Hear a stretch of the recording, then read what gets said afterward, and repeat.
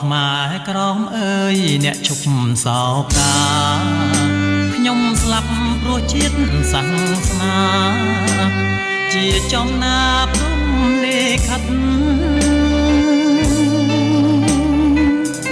ស្លាប់តែរូបកាយវិញ្ញាណនៅចិត្តរក្សាការពារញាតិមិត្តស្មោះពិតមិនស្ដាយសង្ខារ